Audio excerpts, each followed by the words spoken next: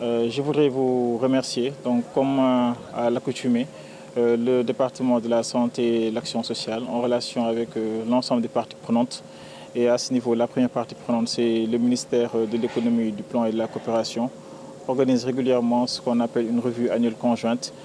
C'est une revue qui permet d'apprécier la mise en œuvre du plan national de développement sanitaire et social, d'identifier les principales performances, les principales réalisations, mais aussi d'identifier les contraintes majeures donc, qui ont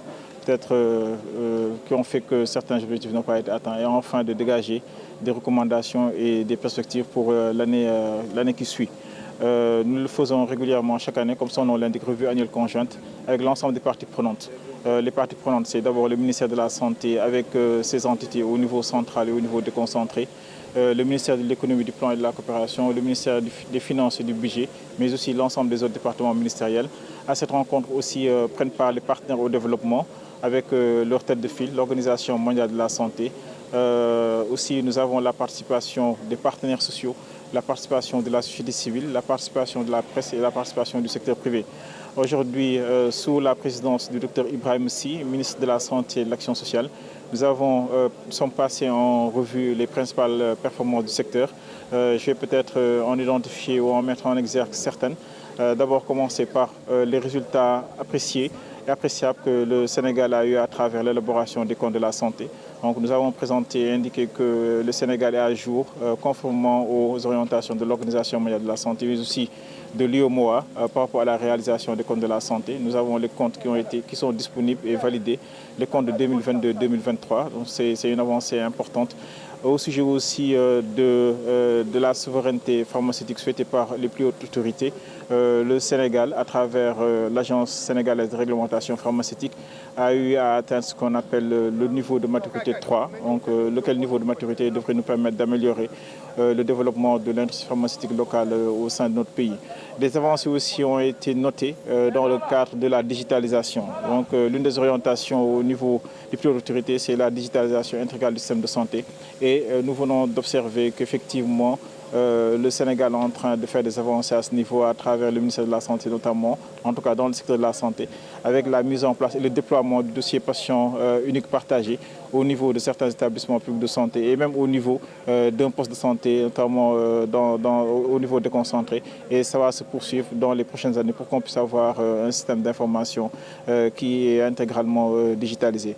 Et on peut citer encore beaucoup d'autres réalisations. Si on prend l'aspect lié à la sécurité sanitaire, nous sommes réjouis d'avoir présenté aujourd'hui que le Sénégal, en relation avec le ministère des Forces armées, est le premier pays de l'Afrique à avoir la certification de l'OMS par rapport à l'existence et la mise en place de ce qu'on appelle une équipe médicale d'urgence. Donc ça, ce sont des progrès qui sont importants.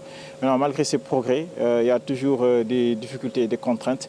Et les contraintes majeures qui ont été identifiées ici, c'est peut-être le retard par rapport à l'exécution de certaines constructions. C'est du fait des fois de lenteur au plan des procédures. Et ça, nous allons corriger en mettant en place une plateforme de dialogue et de discussion entre le ministère de la Santé, de l'Action sociale et la DCMP qui s'en occupe.